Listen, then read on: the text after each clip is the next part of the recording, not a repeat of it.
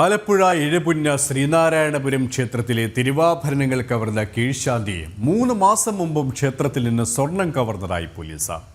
തിരുവാഭരണങ്ങളിൽ നിന്ന് 3.5 പവൻ മോഷ്ടിച്ച ശേഷം പകരം മുക്കുപണ്ടം വെച്ചിരുന്നതായും പോലീസ് കണ്ടെത്തിയിട്ടുണ്ട്.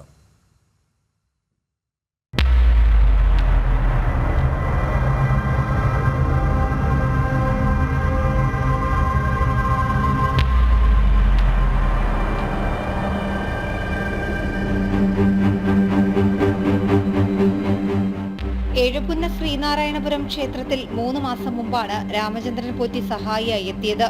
വന്ന സമയം മുതൽ ഇയാൾ മോഷണം തുടങ്ങിയതായി പോലീസ് പറയുന്നു. തിരുവാഭരണങ്ങളിൽ നിന്ന് നേരത്തെ തന്നെ 3.5 പവൻ കവർന്നിരുന്നു. പകരം ഇതേ മാതൃകയിലുള്ള മുക്കുപണ്ടം തിരുവാഭരണങ്ങൾക്കൊപ്പം വെച്ചു.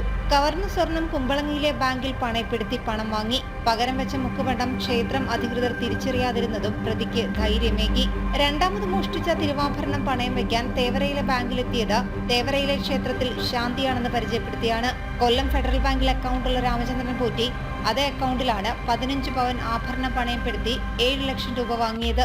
ബാങ്ക് ജീവനക്കാർക്ക് സംശയം തോന്നാതിരിക്കാൻ 5 പവൻ വരുന്ന കിരീടം രാമചന്ദ്രൻ പോറ്റി പണയപ്പെടുത്തിയില്ല. ഇത് പ്രതിയിൽ നിന്ന് പോലീസ് കണ്ടെടുത്തു.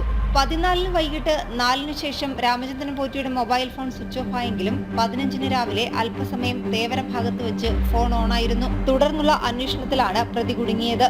തിരുവാഭരണങ്ങൾ പണയം വെച്ച് ലഭിച്ച 7 ലക്ഷം രൂപ രാമചന്ദ്രൻ പോറ്റി ഓഹരി വിപണിയിൽ നിക്ഷേപിച്ചതായും പോലീസ് കണ്ടെത്തിയിട്ടുണ്ട്. പ്രതിയെ കോടതിയിൽ ഹാജരാക്കി റിമാൻഡ് ചെയ്തു. ജനം, ആലപ്പുഴ.